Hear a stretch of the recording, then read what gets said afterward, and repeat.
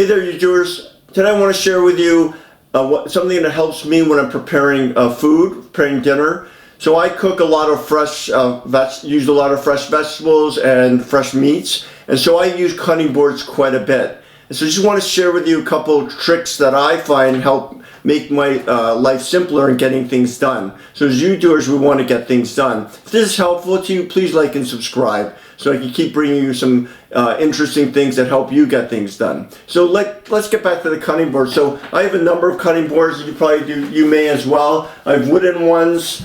I have these plastic kind of cutting boards, and I like these plastic ones because they're lightweight, and I have a few of them, so I can always have one available.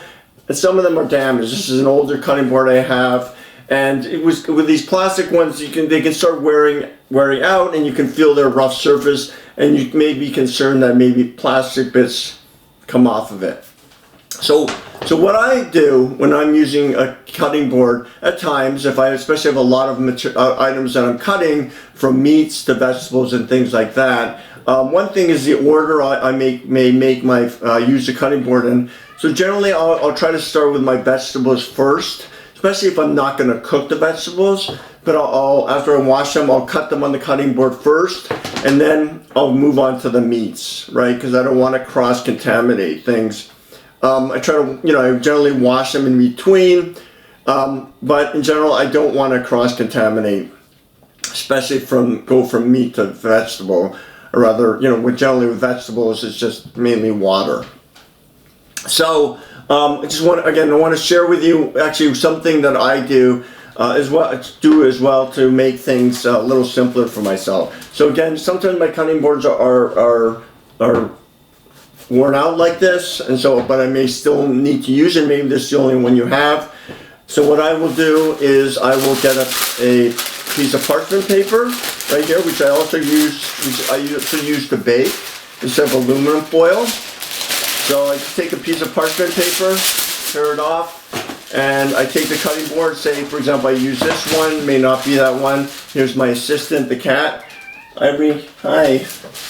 And she wants to be pet, but I can't pet her right now because I'm talking to you. So I'll just put it on here. So now I have a solid surface protecting my countertop or my table where I'm doing the cutting, and also any sort of I saw that rough surface is kind of protected. So I want to show you something. Generally with vegetables, you'll use just a downward pressure. You won't be like sort of sawing at it. Sometimes with meat you'll saw it, and so this paper is better with vegetables, right? And so not only is it good when to protect it, from a rough surface, say a worn out cutting board, but also protects the cutting board itself, because then any juices that come through are more unlikely to stain your cutting board. So some vegetables have a little bit of color to them, like maybe red peppers may have some coloring, but others may not have anything. But this again keeps any sort of juices from staining or getting into the cutting board itself as well. So I just slice through my vegetables like this, and you'll see here, I'm gonna take this guy out. It's got a little damage on it, so I will deal with that later. So I'll just cut through this red pepper here.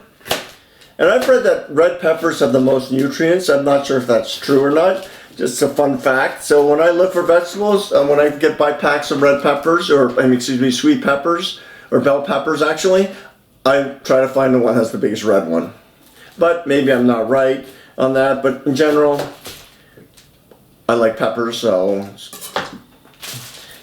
I look for the red one. And I've also read that I think bell peppers are in the dirty dozen. The last time I checked, and just try to eat organic. I can't always find organic, so I try to wash them the best I can. So you can see here, it cut pretty well, right? And now you can see there's red juice on here. So let me just move this over here. I can show it to you. It also makes it easy to clean up. So then if I pick this up, you'll see here, I'll just go the camera closer here, so I have to move the camera. There's all this red juice, a little bit of red juice on there. So you cut tomatoes and things like that. So that could possibly stain your cutting board, like this guy here. And you may be concerned, hey, I don't know what's in here, even though I washed it. You still can put a layer on here. So the one thing I want to share with you when you're doing this is the parchment paper works great when you have a downward motion like this.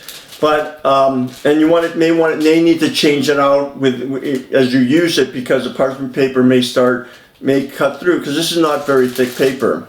But when you're cutting meats and you do a sawing action, say this is a piece of meat, and I do a sawing action here. Let me take the seeds out of this guy here, and I do a sawing action like this, and I'm like this down here trying to cut through the meat.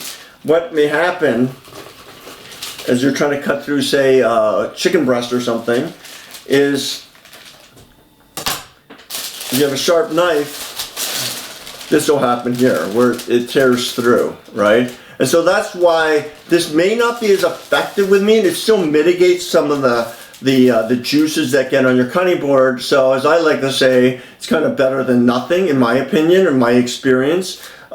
Again, that's why I do meats generally last, even if I wash the board. If I'm using one board and I'm washing it with soap and water, I like to do my meats last, and then after I've washed it, after I'm done and I washed it off, I do put it in the dishwasher as well, right? But this mitigates the amount of possible staining. Another thing that I've done in the past, and don't always do, is I sometimes take paper towel on here, right? If I know there's going to be a lot of juices, and I put it down first on the cutting board, and then I put a piece of parchment paper on here. And the reason I do that is if the meat does come through, it gets absorbed somewhat by the paper towels.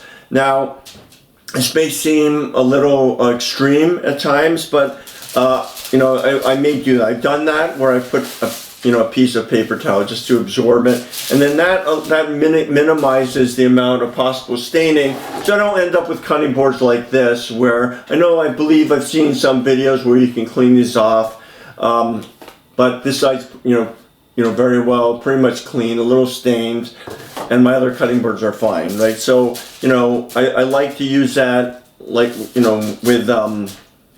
with my parchment paper. And sometimes actually when I'm flattening out, I'm trying to flatten out a chicken breast, and I put it in a Ziploc bag and I hammer it, but sometimes that Ziploc bag separates and the juices come through.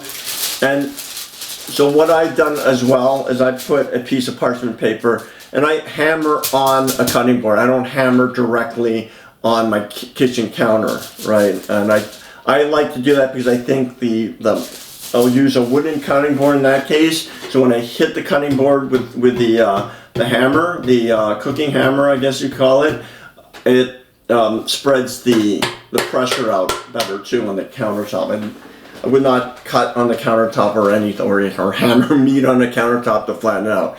Anyway, so that's what I do, you doers. It's a simple thing. Just put a sheet of parchment paper over my cutting board.